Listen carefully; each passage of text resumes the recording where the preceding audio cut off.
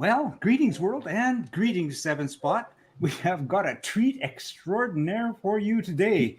We have got Craig Harper in South Africa, our good friend John Minion in England, and Ted Theodore from the States. Where are you from, Ted? What state are you from? South Carolina. South Carolina. There you go. My ex used to go to university in South Carolina. She won a swimming scholarship. So I've been over there a couple of times. Fantastic place. And what's the name of the baseball team that we saw? I'm from in the Greenville area, but if you mentioned to me later her name, I might have been related to her or married to her. I'm not sure. The football team had a rooster as a mascot. I can't remember the name of the team. That is the University of South Carolina Gamecocks. Gamecocks, that was it. Yeah. Except my father-in-law just kept referring it to as a great big chicken. It didn't go down well. It didn't go down well. Hey guys, I put Craig into the picture here because he's the star of the show. Craig, you're with Harper Sports Cars. That's your gig, isn't it? Yeah, that's my company, Jim. I've been running my life as Harper Sports Cars now since we got to Cape Town, and that was in 2007. So, yeah, I'm originally from Zimbabwe, actually, out of Zimbabwe, proudly out of Boulevard, and spent some time in Botswana. Also loved it. That's my car. And been in Cape Town now for 15 odd years. Yeah. Wonderful. And in correspondence with you, I know that you've built a few sevens in your time, have you not? Yes, I have. I'm going to ask the guys to turn that engine off, so I'm going to mute the mic quickly and just ask them to shut the hell up. Hang on. We want to hear it. Craig, we want to hear it. All right, I'll tell you what I'm doing. I'll take you outside. All right, perfect. Well, something's happened there. You see where I'm going?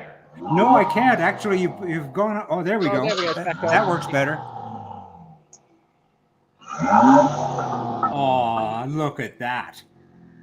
You're live to the whole world. Yes. So, hello. Is it lovely? All right. As soon as you're ready, just turn it off so I can. Yeah. That's a shame that you tell your guys to turn off the car. That's the first time. That's the first ever for Seven Spot. Yeah, we never do that. Is that the car you race? That's his. Yeah, car. that's a car. That's a car that I race. That car was built in Botswana in 2004. It's the first Type 5. It's a Harper Type 5. As is Roxy. Yeah. I'll just turn around so you can see Roxy. Yeah, we've done Roxy before with Jim.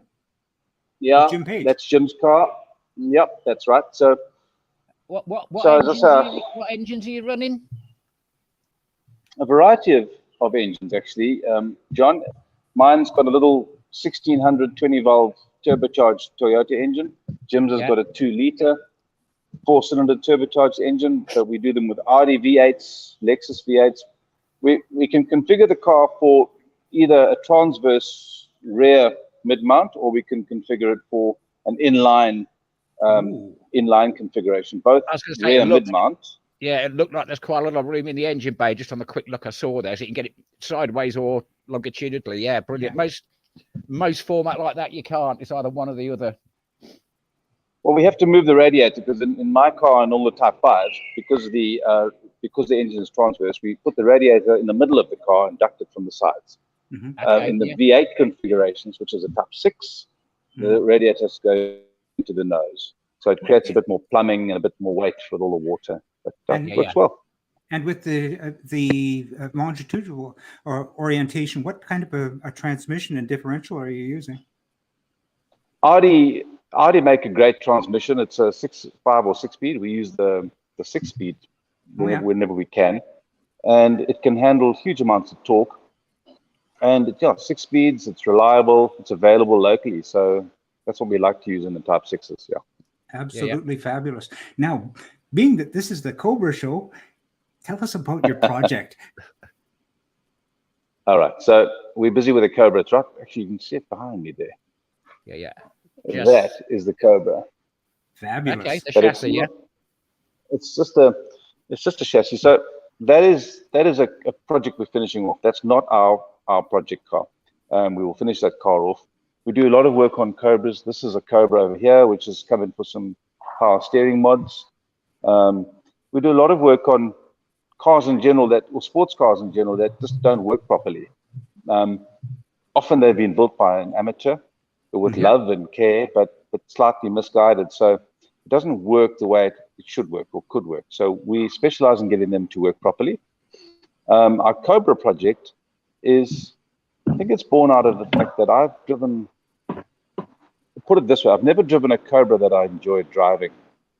And I say that in as a driving enthusiast, and we're all here driving enthusiasts. For me, a car needs to work really fluently, really well. It must feel lovely, and that's hard to. It's a subjective thing, isn't it, to say this car is lovely to drive. Yeah. But everything needs to fit together and flow and click in it. If I think of some adjectives, tight, fluid, supple, agile, enthusiastic, those are words that I like to use when I describe a car, not lumpy, clunky, slack, sloppy, stiff. So if I can, I think we're on the same page there. So yeah, definitely. One is the goal, and often the other one is reality. Yeah, I've got a little MK Indy, and it used to have a 2-litre Pinto engine. Swapped that for an R1 bike engine, which lost us 90 kilos. So the whole car is coming in at 490 kilos with 163 brake horsepower at the ton. It goes like stink, stops like stink, but it's the way it changes direction. The slightest little twirl, and it just goes. Often in a complete 360. Yeah.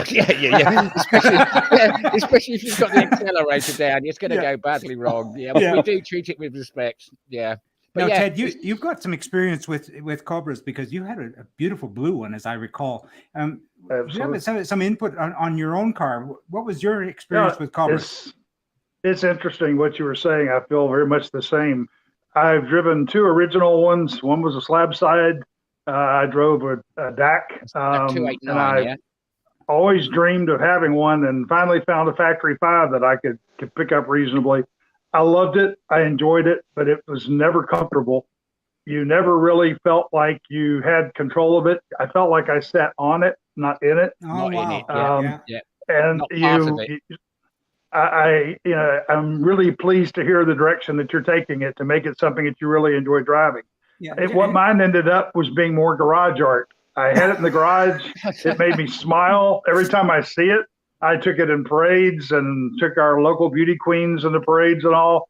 But just for driving pleasure, I'd rather take my Lotus Elan M100 10 times out of 10. Yeah. And just to put things into perspective, Ted has some experience. Maybe, Ted, you can tell us about your hill climbing adventures, what your background is. Sure. I started off racing in 1981 in a little Bug-Eye Sprite and H production at Road Atlanta. Raced Formula Fords, a lot of English cars. I've had 120 cars over the years, mostly British convertibles. Actually, when I got this Lotus Elan, this is the M100, the second one that I've had. I was really amazed when I got it because it didn't leak oil. And then I found out later it was it was already empty. What are you trying to say about British cars? But I started hill climbing along with track events, and was setting records in some of the hill climbs in Pennsylvania. Here in the U.S., we have a very active community hill climbing in the north and the southeast. And we actually had several. The founder of the South African Cobra builder. What's the name? Escapes me. What's the company that builds Cobras out of South Africa? One is Craig Harper. 2 that I can think of. Not yet. What is Backdraft? Tony Martin, Brian Martin? Yes, that's the one. Yeah. He actually came and ran one of his Cobras at one of our hill climbs here in the southeast. I actually got to ride in the car. It's an amazing machine, but it's one thing to have one that's enjoyable, that you can drive on the street and go up in the mountains and enjoy driving. It's another to make it a race car. It's a wicked, the name fits. It can sure bite you if you're not careful. Yeah. Obviously, they used to call it the Widowmaker, didn't they? Yeah. Yes, sir. Yeah. So I don't think that it's necessary that it should be that hard to drive. It's got a a Cobra in general has got a V8, of course, and it's got a lot of power, and it's got a short wheelbase. So there are certain physical, should we say, limits that you need to cope with. But it shouldn't be unpredictable. And cars that are predictable don't kill you. It's cars that are unpredictable that kill you. So my mission will be to make the car. Yeah, it should be predictable. So I'm also passionate about driving. Ted, my initial my love affair with the car began the day I touched the steering wheel, and it was my mom's Mini, and she said she was trying to light a cigarette. She said, "Hold the steering wheel." I must have been 7 or 8, and we were going down the road, and I experienced that sensation of controlling a car, and it was love at first sight. So I was determined from that day to become the next world champion, and I did everything I could to get into a racing car. So for me, a sports car should it's an enthusiast's conveyance. It's not something that you use necessarily every day to go to work or to fetch the kids or anything. But you drive it because you want to drive it, not because you want to go from A to B. So that's my definition of what a sports car is. And I think having driven all these Cobras that feel a bit numb, and like Ted says, you said on it, not in it, and you don't. It's not. My Harpers aren't like that. My Harpers are amazing to drive, and it's because I focus on the driving experience. You sit in the car and they're incredible in the corners, and they're predictable. So you got great. Good night, Jen. You got great traction and all that, but you can control it if it does move around. And then, of course, that's part of the relationship, isn't it, with a car? So our mission with this Cobra is to make it as, it won't be the same as a mid-engine car. It never will be, but it should be fun. It should be predictable. It should give a smile on your face. And for a skilled driver, it should be lovely to drive. It should be fun, It's always that big V8 noise. And it must be manual. I can't understand why people put automatic gearboxes into these cars. I don't understand it. That's a different discussion completely, but I agree with you 100%. Now, speaking of the engines, I noticed that, or in the material that you posted on your Facebook page, you're using a Windsor Ford V8 in yours, are you not? Yes, that's correct, Jim. We are using the Windsor. As I say, the one we're building at the moment, the one that's behind me, we've picked up that. Is that a 351? Is that what they call it? 351? No, it's actually it's a 289. 289. Yeah. 289. Okay. Yeah. Yeah, so it's about a 4.7 liter. It came with the project, so we're going to just make it into a very sweet engine. Put a nice cam in it so it can rev. Put a nice manifold onto it, and build a nice exhaust. Compression ratios, do the head, all the normal stuff that you do. I got the crankshaft and flywheel, everything back today from the balancing shop. So that's all matched up and ready to go now. We have to build. Good night, guys. We have to build exhausts for it and all that sort of thing. So the engine will be just a very nice old school. I like that 289 old school. That's lovely. And I noted on the pictures again from your Facebook page, you've got a very interesting, I guess, shock absorber system that you put in, a fully independent rear end on that. Oh, it's nothing unusual, Jim. That's just Jaguar. So a lot of these Cobras were built with Jaguar suspension. Oh, okay. You can see it in the background. And it's not. It was very convenient because you could take the whole cassette out of a Jag XJ6 and simply bolt it in. So your home builder could quite easily put a suspension together. I don't like it. It's not going to be in our production car. We're going to do something custom like we do in the Harpers. Okay. We might do what the backdraft guys do and just take a suspension out of a BMW or something and bolt it in. But it doesn't really appeal to me. It's easy. You can buy the stuff new off the shelf. And if there's a market that we're looking to export to that requires, should we say, homologated suspension, then we'll do that. Okay, got it. But I want something. And it's going to be a platform frame. It's not a tube chassis or anything like this. Or what's your plans there? It'll be a space frame.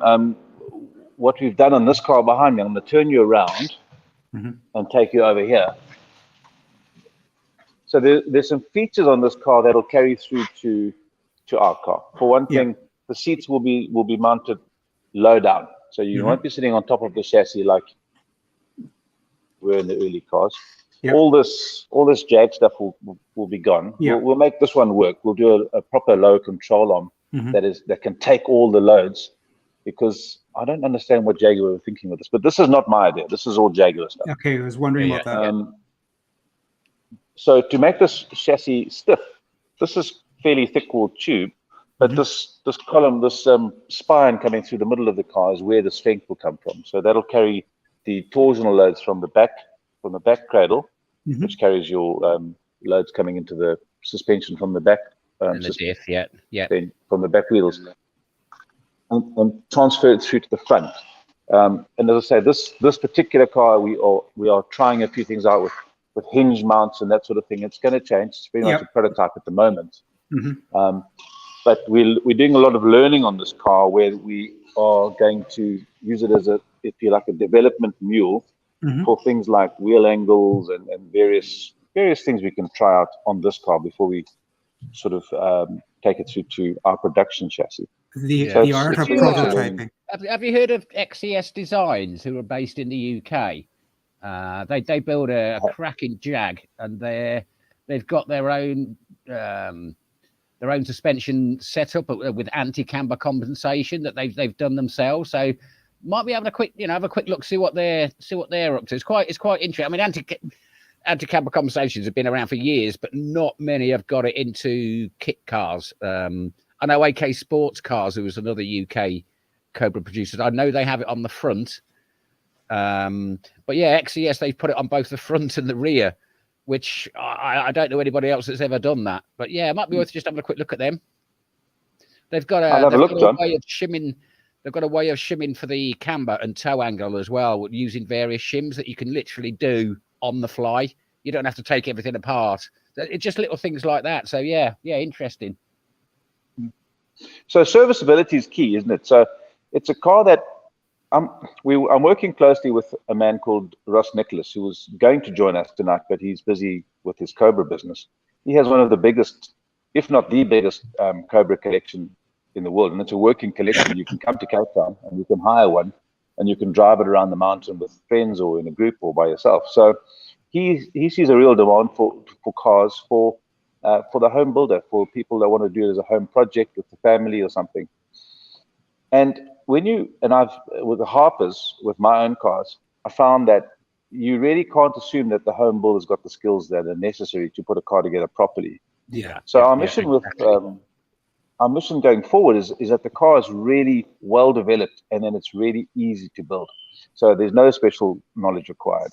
Mm-hmm. So the platform will be for someone like Ross, who wants to put it into his higher fleet. It must be low cost, but it must be high quality. And you can do this. You can do the two together just by thinking things through properly. It needs to be serviceable, so you can get to things like the rear brake calipers, and you don't have to dismantle the car to get behind the dashboard, for example. No, it needs to be thought through. You know, I'm a mechanic by trade, so I know all about trying to get a starter motor off, for example, or how to get the prop shaft out. Yeah, can be a nightmare. It can be. It's the engineering, just making it thoughtful. So it's also from the repair point of view and maintenance point of view, that you don't have to take the whole vehicle apart just to service it. It's similar on our MK and the nose cone, because the bike engines turn 90 degrees, the oil filler's right at the front. But unfortunately, that comes right underneath where the front nose cone is. And it's very difficult to get in. So if I ever want to do an oil change, we have to take the front nose cone on. It is only 4 bolts, but I'm thinking of fitting like an external filler. But that's also where the sight glass is, right down at the front. And the only way you can see it is to put your phone down and take a picture of it.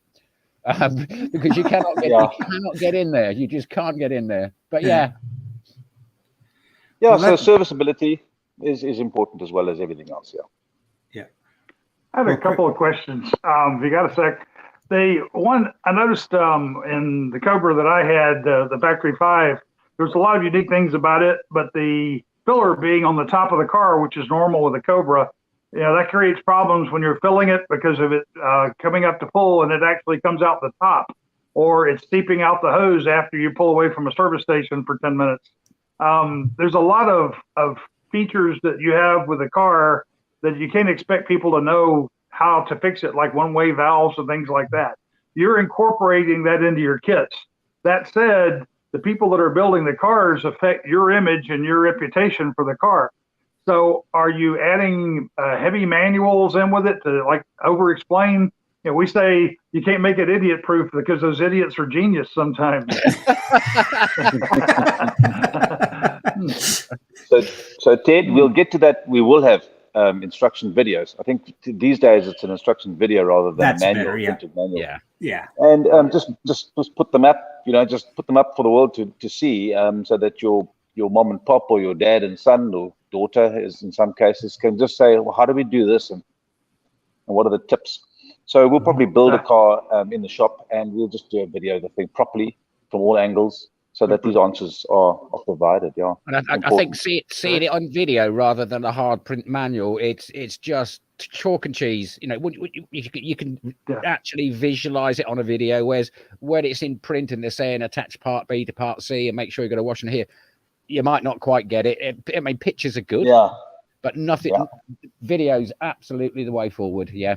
Yeah, great to have videos. I love it. But when it comes to wiring, can we please have a diagram? Jim. Yeah, Jim and I are the same. Don't talk to us about wiring. Absolutely clueless. Yeah, wiring diagram is very, very important. Otherwise, how do you track it down? How do you fix that problem? 100%. Yeah. You've been under my dash lately. Obviously. you don't want to be under mine. Rummaging around in there. Oh dear. Absolutely. I mean, to be honest, my son does more diagnosis on mine because he knows a little bit about wiring. I haven't got a clue. He's got a multimeter, that type of thing. So if there's anything wrong with my wiring, like the horn didn't work, for instance, one thing, but that was the commutator ringer that was on the steering wheel because it's got a center push that had just worn out. But that's what it was. And then we couldn't get the horn working. That was just a bad earth. I just let him make him a cup of tea and some bacon. I mentioned that just simply because you're dealing with an existing loom, right? And you got the existing Ford loom, or I guess you're going to build a custom loom, but you're obviously for the home gamer, they're going to be sitting there. Okay, I've got that loom. Now what are going to do with the rest of the car? So it's a matter of spicing and making sure. Well, in my case, I'm using the existing bike loom on my car, and a lot of it is hidden, shall we say, under the dash.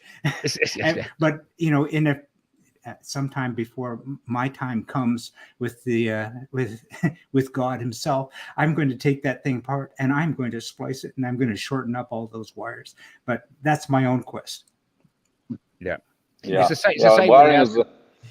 Ours was a 4.2-liter Ford engine, which then got converted to a bike engine. So it's got Ford Sierra wiring spliced into a bike loom, and it all disappears in various different channels and God knows what. So yeah, the wiring is interesting. Let's put it that way. But yeah, I see. I mean, there's a lot of companies, and I think, Jim, we're going to do something with, was it Pertec? I can't remember now, who actually can make specific looms for specific cars and engines, which is virtually just plug and play. So I think a lot of people are kind of going down that route rather than trying to reuse the old donor wiring, which you don't know what's been done to, whether people have put stuff on it or taken stuff off. But yeah. I hate wiring. Yeah. No, so wiring. I mean, electrics is one of the biggest issues with reliability. I mean, just bad joints and bad earths, insufficient wire sizes, wiring by the home builder. I have a dear friend, Jeffrey Lionel Wall. I call him Jeffrey Wall. He built his Harper off plans. He said, I want to build my own car. Will you do me the plans? So I gave him the plans and all the CAD, all the laser cutting files, and he had it all made and he built it himself. And he taught himself how to wire. I spent so many nights down there explaining to him how circuits work and how relays work, but he did it. It was amazing. For him, it was part of his process. He had to put himself through that purgatory. It's like anything in life. You have to step into it and feel the terror before you can find your way through it. And I think because he has done his own wiring, he will understand it. Whereas Me, when I come to look at our car, I haven't got a clue because I did not do the wiring. I know how it should work. I know what various bits are, but when you start looking and trying to trace it back through the loom, disappears off into various different plastic channels to, obviously stop the chafing. I've got no idea when it comes out. I know it'll come out at the fuse box at the end, but which one it is, I've got no idea.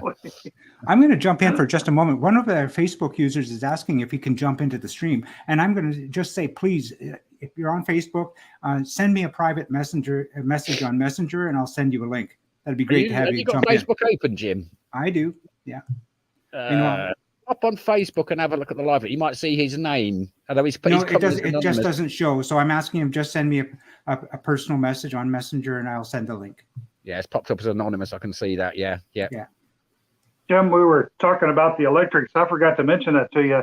I collect antiques, and I actually have in the back of my garage a vacuum cleaner made by Lucas in 1936.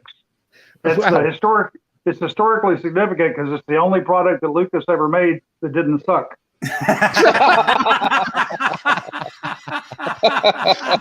Yeah, they call it Lucas, the Lord of Darkness. I think is the other one. And that's why the English drink warm beer. That's right. Because of Lucas refrigeration. Yeah, the English. We have a lot to thank them for, but my goodness me, they're going through some trauma over there right now with different prime ministers every 15 minutes. It's on the news every night. Yeah, I've just switched off completely. I'm just not interested. It's just getting laughable. It really is. None of them are doing themselves any favors. You look at the House and Commons debates, and they're just acting like spoilt children, just trying to get the brownie points and scoring in. Not interested. We got another message from an online a person says, what are the front two cars on the thumbnail? And I'm presuming that's referring to the thumbnail to the show. And that was with you and with Roxy and your own car amongst a whole horde of Cobras overlooking the Cape, I guess. Jeremy, I think it's Jeremy. Those are Harpers. So this is a Harper. Yeah. That was one of them. That's Roxy. Would have been in the picture for sure. Uh-huh. And I just do my little Steven Spielberg number here. The other one is this one over here, which is my car, which is my own Harper. Yeah. And they are Harpers. So these are mid-engine sports cars. Am I full frame? I can't see them behind the camera now. Yeah, you're great. And there's a low cost or Birkin or a home built or something over there. But these are mid-engine space frame cars with a glass fiber body, a variety of engines. They are designed and built to be amazing handling cars. So they handle very, very well. That's a big wing on the back there as well. Yeah, that wing is. I take it off for racing. It provides too much drag for our local track. Some tracks it does make sense. Yeah. But I don't like it on our local track. It does make the car pretty loose. So, but although I'm showing my age at the moment, I've still got just enough reflex to keep it all together, and the lap times are quicker. Well, that's very cool. Now, I'm going to switch back to Ted for just a moment. Ted, you had to get rid of your Cobra. Now, I know that you've had, what you say, 120 vehicles. Now, you got rid of your Cobra for what purpose? What did you purchase then? Was it too many speeding tickets? And tell us quickly, what is that? I'm 64, and I've pretty much retired from racing. I still do some instruction, but I'm not actively racing or hill climbing right now. I was racing a Hayabusa motorcycle engine, Westfield Megabusa, and I loved it. It added on aero and diffusers, front wing, rear wing. I was having a wonderful time with it, but it's kind of like I got to a point where I'd set records at a lot of the hills. I'd won my class in the north and the south about 4 or 5 years in a row in the southeast, and I felt like this is time to find something else and a new challenge. I bought the Cobra mainly just as an enjoyment car, just something to drive for fun. And I found that it's uncomfortable. It's loud. Every time I went to our morning car shows, I woke up the neighborhood and some of the dead in the cemetery down the road on the way.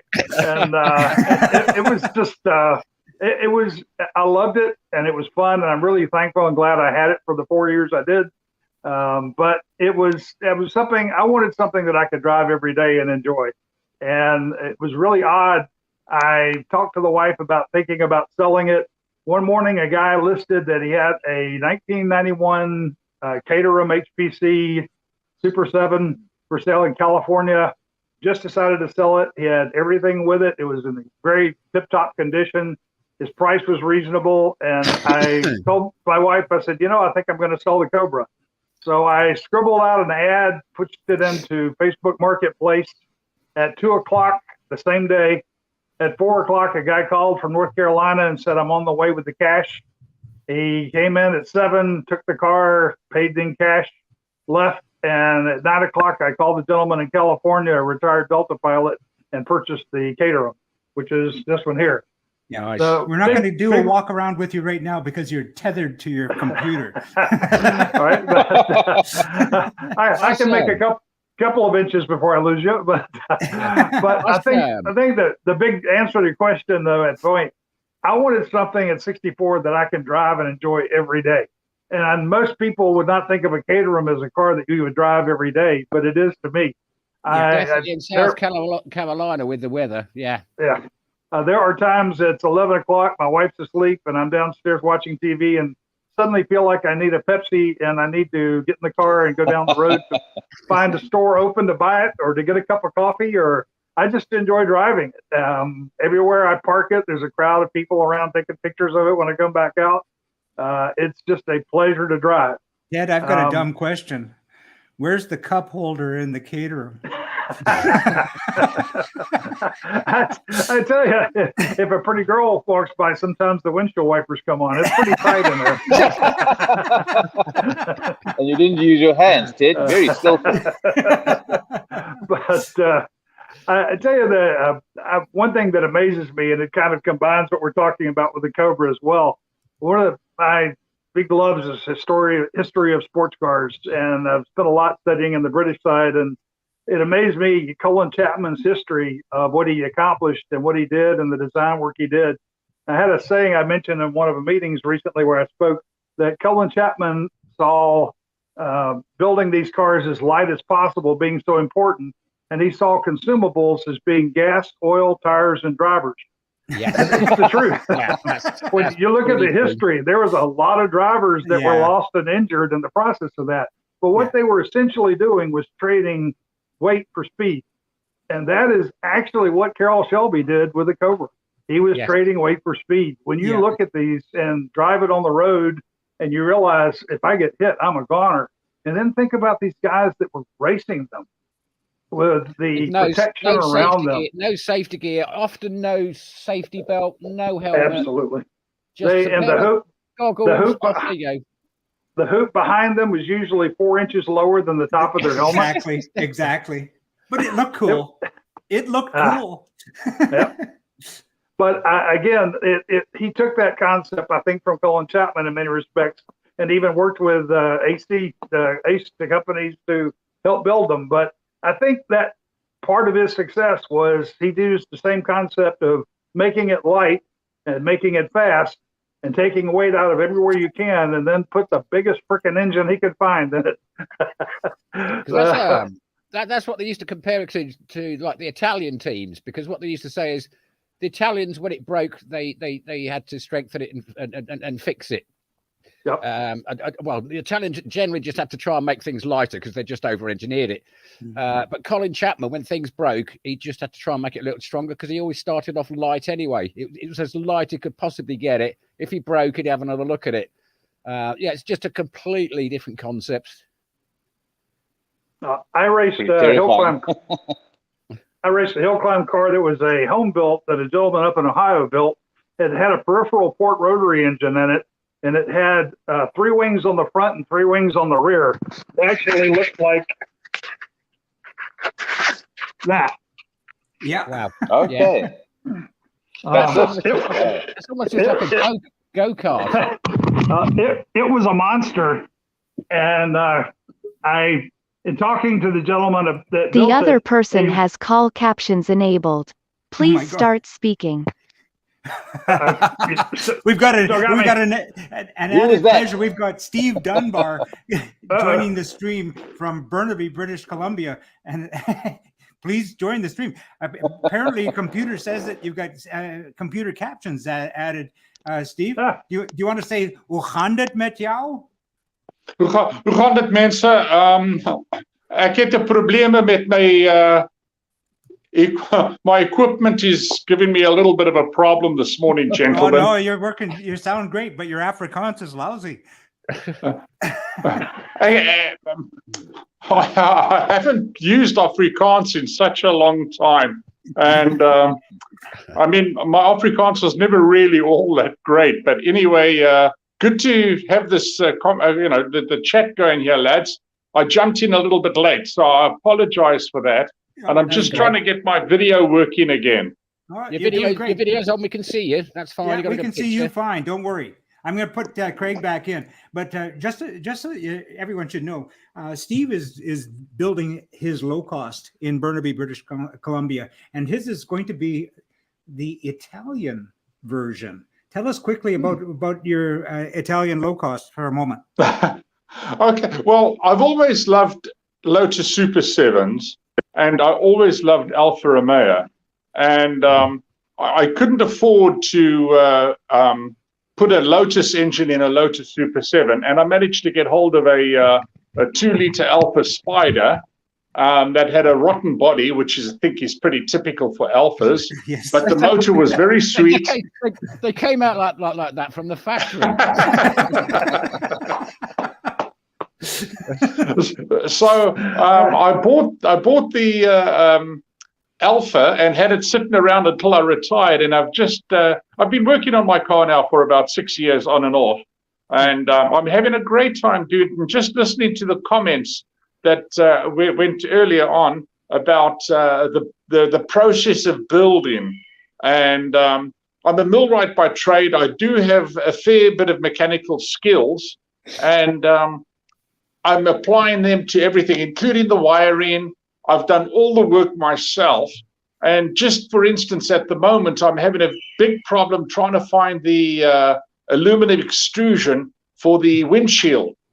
And so I've decided to start making my own extrusion, or not making it, but bending my own aluminum extrusion out of standard available materials. So I'm having a bit of a... Are you fitting a windscreen or just a fly screen type thing? No, I'm going for the full windshield. Okay. And so I getting the radiuses at the end there. What I'm going to do is I'll be posting some videos on what I'm planning on doing. Yep. We'll be doing a visit to your shed, and one of these days, pretty soon. So we'll get a full update at that particular point. Okay, Jim. Well, we should do that in the next probably month or so, or weeks. Let's put it that way. Yeah. And but other than that, putting a Alfa Romeo motor, and it's a 2-liter engine. It's a fairly tall motor, so I've had to play around with a lot of things. But I've got everything fitting in the right place.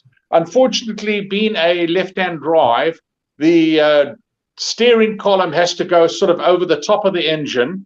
I was going to say, yeah, you're going to struggle. Yeah. And I'm using the Alfa Romeo spindles as well, so I had to change over the left side to the right side and vice versa. I think I might have to play around with my caster a little bit. I'm only running a few degrees of caster at the moment, and in discussion with a lot of people, they reckon that you need between 3 and 6 degrees caster for eliminating bump steer, etc., etc. So I may have to try and do something there to increase my caster angles. Mm-hmm. But just hearing the comments about the drivability of cars and how uncomfortable they are. In my case, I'm building this just because I want to build the car, and I know it might drive like crap, if I may say so. But I'm the same. It'll be yours. Racing driver. Yeah. I am no racing driver. I'm all right on the road. Don't hit anything, but I'm not going to break any records or. No, I'm a hooligan. That's No. it. Do you mind if I ask Craig? Getting back to the Cobra situation, you're prototyping right now, and when you mentioned that you have the opportunity to get your vehicle in the hands of some people who are doing the Cobras for hire, how long do you anticipate before you'll have your first drivable Cobra? 3 weeks. 2 weeks. Wow. 3 weeks. 3 weeks. 3 weeks. Car behind us has been, this car behind us has been together and apart a million times, which is a normal thing. But I want to make sure that the body fits on it and comes off it. So the body just drops on. We're creating flanges in the body. So in the body, that lay onto the chassis. That's the same as the Gardner Douglas in the UK, which is one of the few where you just lift the body up, disconnect it. You can just take it off, do whatever you need to do, pop it back down again. Yeah.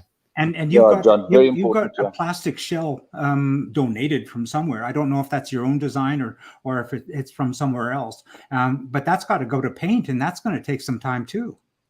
I don't care about the color of it. I'm going to drive the car in 3 weeks, and I'm going to start proving it. So it's going to stay black. It's an old Shamrock. There were several manufacturers of Cobras in this country. One of them was Shamrock. It says Shamrock on the nose. Not fussy. It looks nice. Looks like well proportioned to me. It's got the bigger cockpit, which is important. Yeah, but you're going to have to do some fiberglass work there, are you not? Because you've extended the wheelbase of your car a little, have you not? No, I don't think we've extended it. We built the wheelbase to fit inside that body. Okay. The body will be in glass probably next week, just to make the connections, and we can build our firewall. The engine will be.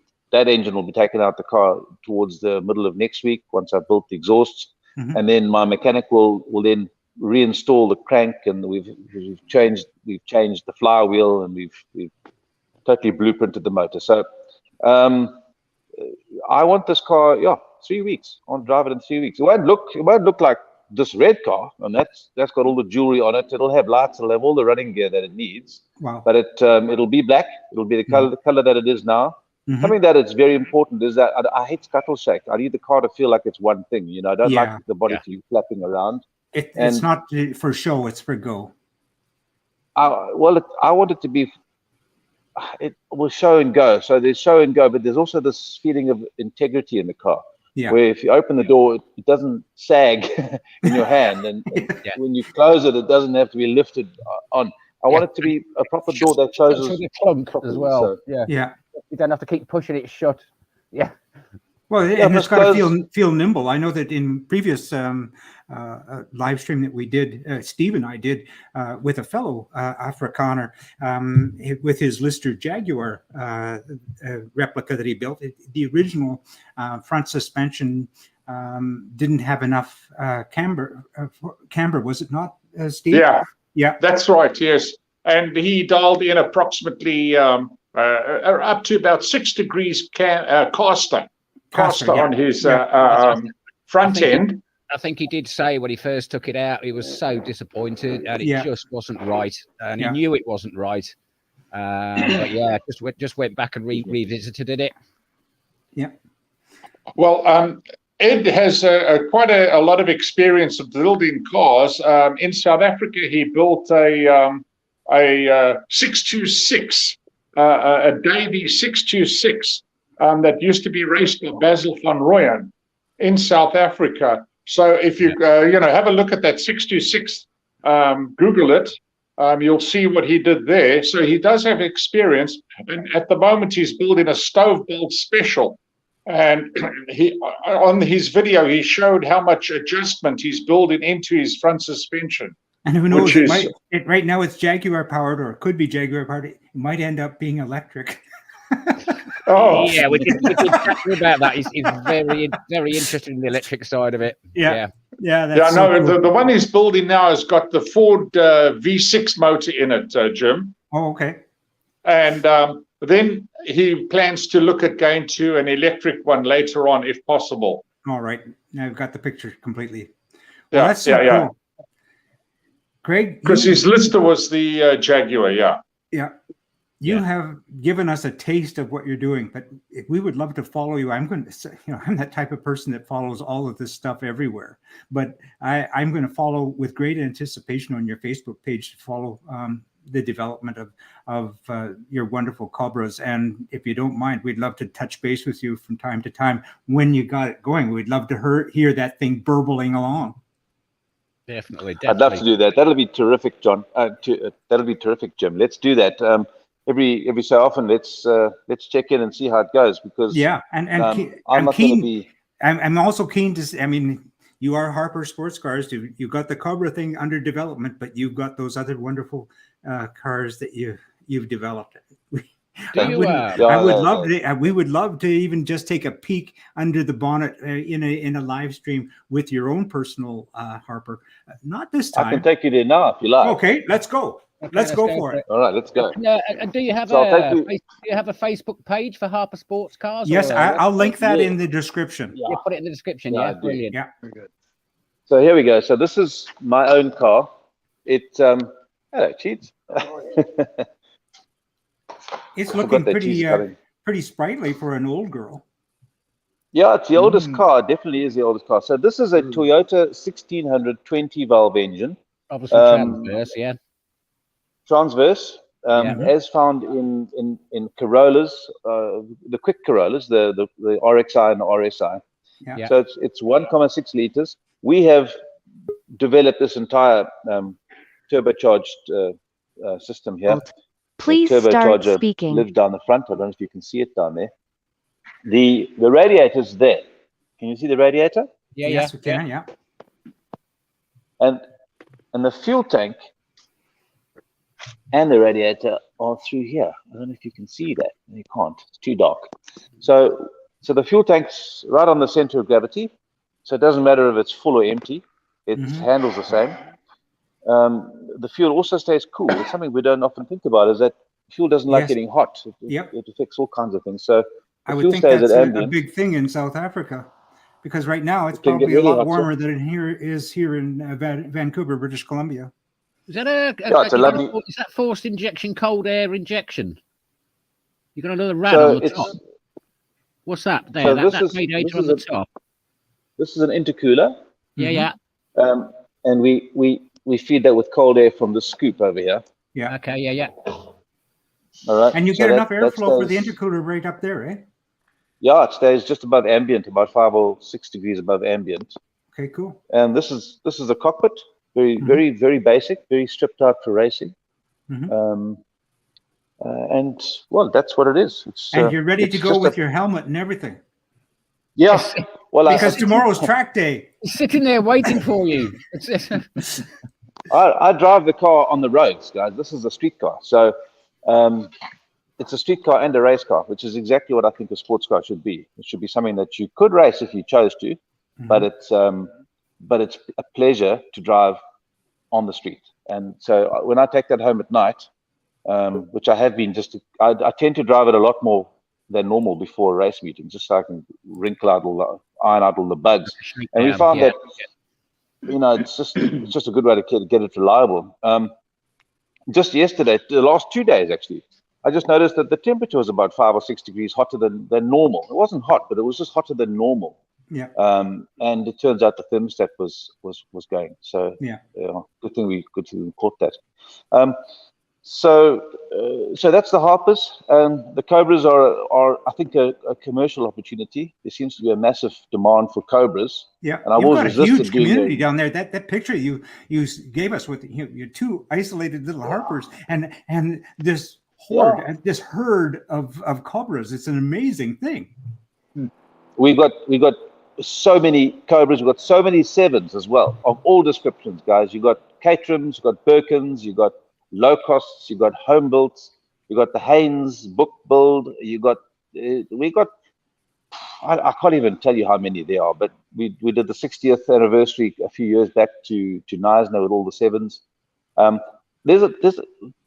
Africa is a car crazy country.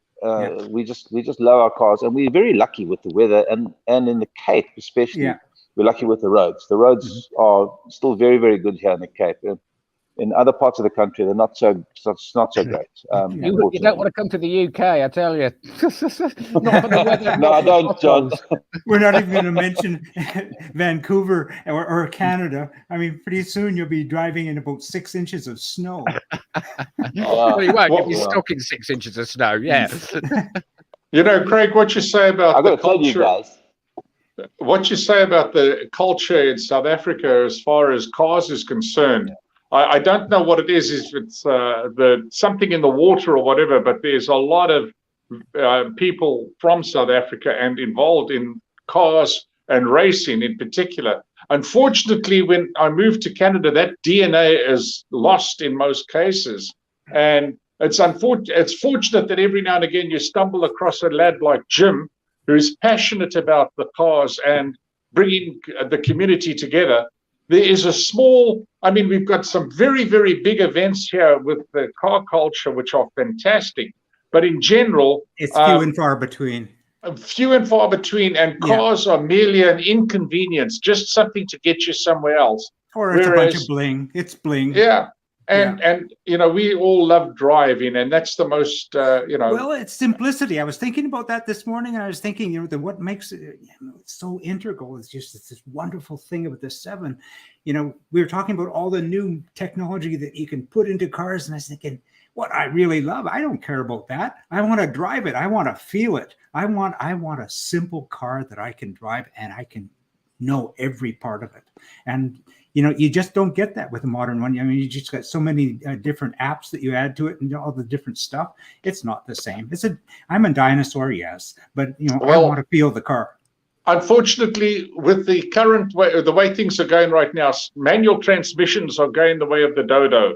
Yeah. And this is one way we can keep them alive, is by building our own vehicles. Well, guys, I think I sense that I've got about 10% left on this. Yeah, on this and so you've given us, Craig, I'll just say thank you so much. You've given us 51 minutes of your time, and I absolutely love it. So I'm going to wish you the best, but you know what? We're not done. We're going to follow up with you, and we definitely have to see your finished Black Beauty when it's ready to go.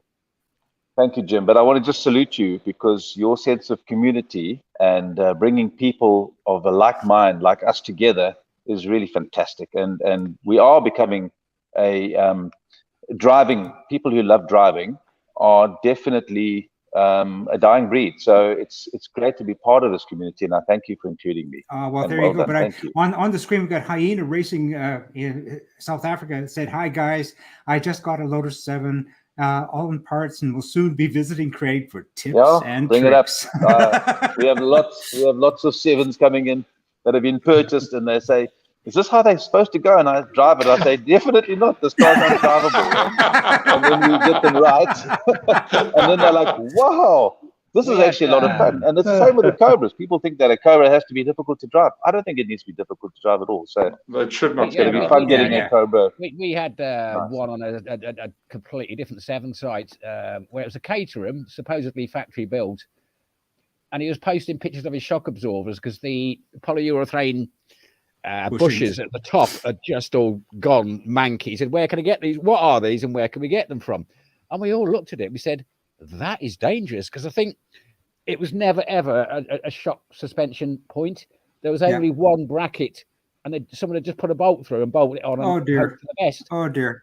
And we were saying that doesn't look right. Get back to catering, because that was never ever designed like that. I mean, basically, it just needed another bracket. There was no washer on either side of the polyurethane bush either, so it is always going to split and crack. It wouldn't have lasted, I don't know, 20 miles. But it's things like that. But we're there to help. We're not there to take the mickey. We're just there to help and say, look, we don't think that's right. You're right. I mean, having a good community out there, and the other groups that I'm on, just absolutely brilliant. I mean, we do have a bit of banter going on. That's great, but nothing malicious. It's just we're all here to help. We're all in the same boat, and we want to get more people on board. Yeah. Well, with that, guys, let me just jump in here. for a moment, because Craig, you've given us almost an hour, and I know that you're down to the bare end of your battery life. So I'm going to let you have the opportunity to say goodbye, and we'll see you soon. But you know what? It's not the end, because we've got a few other people still online here. So I'm going to wish you the best, and we'll be in touch. Thanks so much, Jim. Thanks, everyone. Lovely to meet you all, and I look forward to seeing you all again. All right. Yeah, thanks, cheers. Craig. Cheers, my friend. Yeah, Thanks very much, Craig, and enjoy your day, my friend. Yeah, absolutely. Thank you. Seeing you. All right. Cheers. Thanks again, Craig. Again. Cheers. All right. Bye-bye. Bye now. Bye-bye. Jim, that's an interesting point, talking about the way that the car is supposed to feel. You know, there's no way to know if you've never owned that type of car before. I had a Triumph TR3A that I restored, 61. Built it back, did everything right. It went to take it for a drive, and the front end just floated everywhere. Yeah. So I called a friend of mine that was a trained Abingdon mechanic, and they said, your kingpins. So I rebuilt the kingpins, took it back out, floated everywhere. Every time I hit 65. It was that worm and roller steering box, wasn't it? Yep, it was. I actually called him. I said, would you please come drive my car and tell me what I did wrong? So he came over, took it for a drive for 30 minutes, came back, he shut the door, and he said, that's the best driving TR3 I've ever driven. Was it a wide mouth or was it a narrow mouth? Wide mouth. Oh, yeah. Beauty. Nice one. Like that. Yeah. Dear. Absolutely great. Ted, I wanted to say thank you for joining us today. Absolutely. Thank you for the invite. And you know what? When you do have the opportunity and the missus is away for another short spell, when you're not attached to your umbilical cord, you'll have to walk us around. Is that okay with you? Look forward to it. Absolutely. Right. And gentlemen, I'll plot and steam with you on some other stuff too. Because we do have to do a bit of a show on some mirrors. I know that, I've run an advertisement. We got to do that. Absolutely. Yeah. All righty. We'll hit this one, and we'll also hit this one. Awesome. Absolutely fabulous. You gentlemen take care. Thanks for your time. All right. Cheers again. Cheers, Steve. Cheers, Ted. You bet. Bye now. Yeah. Well, it looks like it's just down for the two of us now. The three of us. This is going to be Russian roulette. Oh, it looks like like our friend John's bailed. Okay. Yeah. Jim, I apologize for getting up a little late today and not hooking up earlier. No worries. No, it's the beauty of these live streams. As you know, we have the penchant, the ability to make a biggest and best cock up of the whole thing at any given time. So you know what? I'm so glad you joined. That's just absolutely fabulous, and I am looking forward to paying a personal visit to the shed, and hopefully I'll have my 7. I think I mentioned the master cylinder on mine has decided to do a bit of a leak, so I'm a little bit leery of driving it at this particular point. So I'm going to get a new Tilden box and do an installation on that. So hopefully, our weather's starting to change now, Jim. Yeah.